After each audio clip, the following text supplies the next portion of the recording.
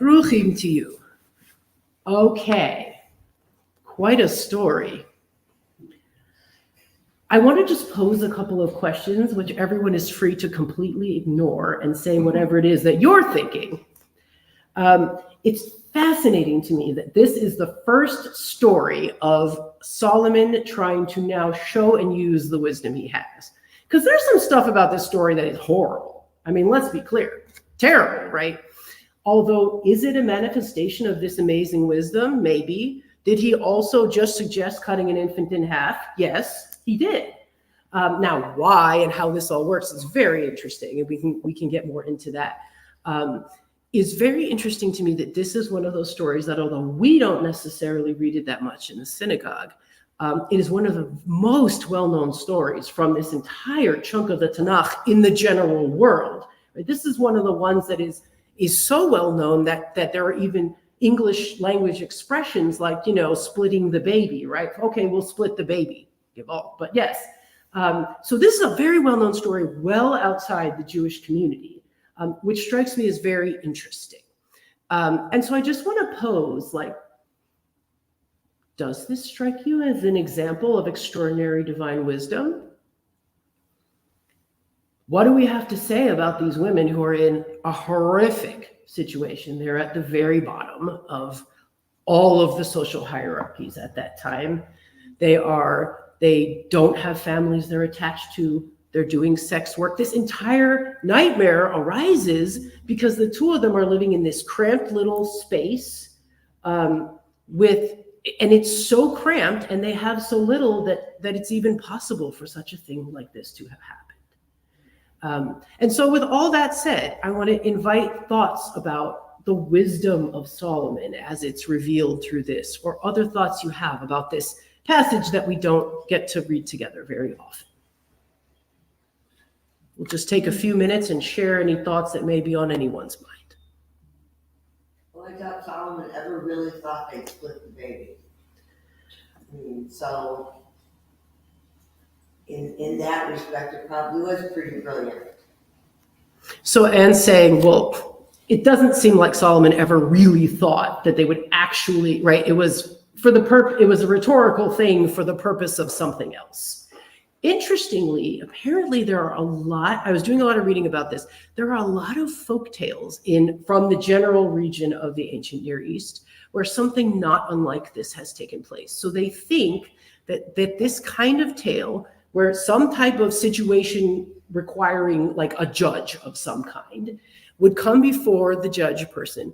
And apparently there are many folk tales from that region where the judge would make some kind of absurd ruling about it for the purpose of solving it. Super interesting. So very puzzling.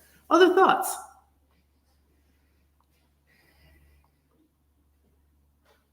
Well, I think Solomon really wanted to hear the reaction of the mothers, and so there was a little bit of hesitation. He didn't just go up there with the sword and start cutting the baby. It was a test, and it's just amazing that the real mother wants the son to live. The mother that is obsessive about the son that she doesn't have, the son that she killed, is so obsessed by having the son who's not even hers die. It's like, well, if I can't have it, I'm going to kill it. So it's like, well, we can't have everything. Does that mean that we have to kill each other off? Do we have to kill the earth? Because we can't possess it. It turns into a maybe it's a metaphor.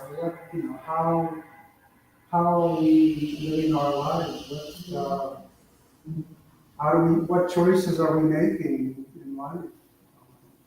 It's amazing that Solomon has that wisdom, and I was at a museum in Copenhagen, and there was actually a painting by I think it's Reuben. It's called The Wisdom of Solomon, and just looking at that painting is just abhorrent when you see the sword that's going up in the air, and the mothers and the baby. It's very visual and very very maybe gross, I guess. I mean, there is a sort of sense of horror and absurdity to this whole thing, for sure. Yeah, Rubens has done a lot of really, if you like Baroque painting, if you don't like Baroque painting, not your guy. But he has, as many of you know, has did amazing canvases of many of the scenes from the Tanakh. And, for those for whom that kind of midrashic work is meaningful to you, they're well worth looking at. I saw a couple other hands.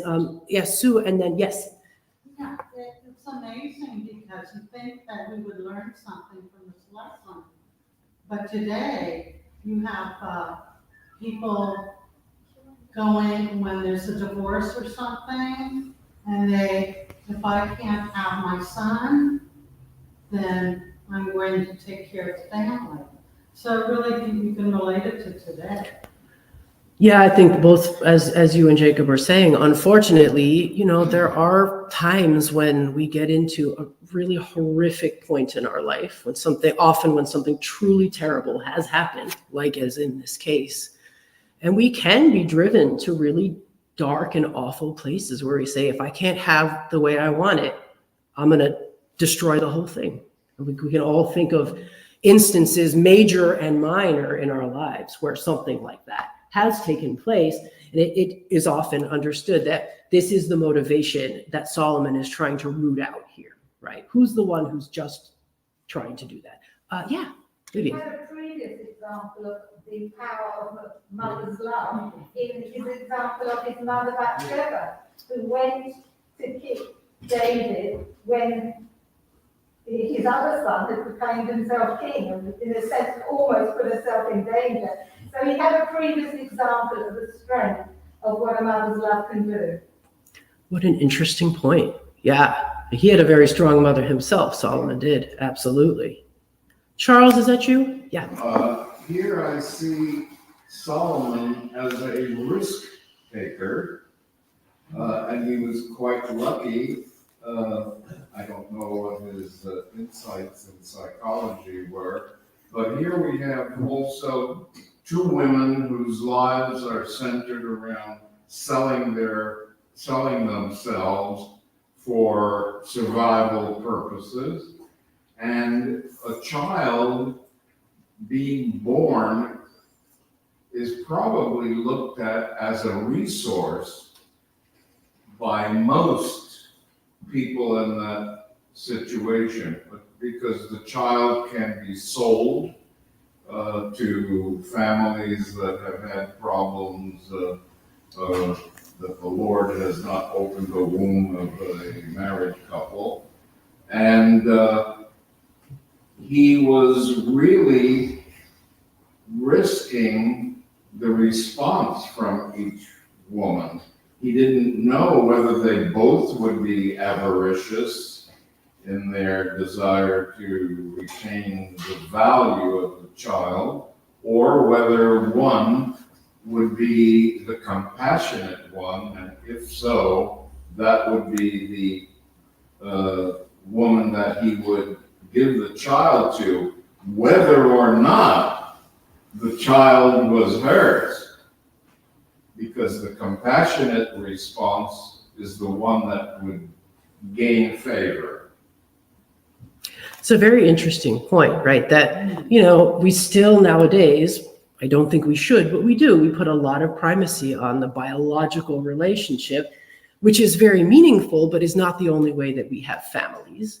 And here you point out that Solomon is, of course, what's he going to do? Ask for a DNA test, right? The options are rather limited in this scenario. And so he comes up with something else now, what would have happened if they didn't answer this way? He may have been really up a creek. We don't know. We may have had a very different thought about whether he was wise. And I should point out, it's because we are set up, because he has this dream where God says, I now make you super duper wise. And then he wakes up and does this thing. We're sort of primed to say, oh, this is the first example of the wisdom that he just received. And maybe it is. Maybe it is. I just want to conclude by noting that we are living in a time where there are an awful lot of women who are appearing before courts made up of mostly men to tell them what they are allowed to do with their bodies and their children. Regardless of how you feel about this or what you think they ought to be permitted to do, I think that is important to point out when we're looking at this, that this has been the way for a long time. Doesn't have to be. But right now, we are seeing an awful lot of these kinds of things happening right now in our own nation, where women in incredibly vulnerable positions are having to make all kinds of arguments in front of mostly men about what will happen to them and what will happen to their children. It's something worth thinking about. Thank you all for your comments so much. Shabbat shalom. Shabbat shalom, Rabbi. Thank you.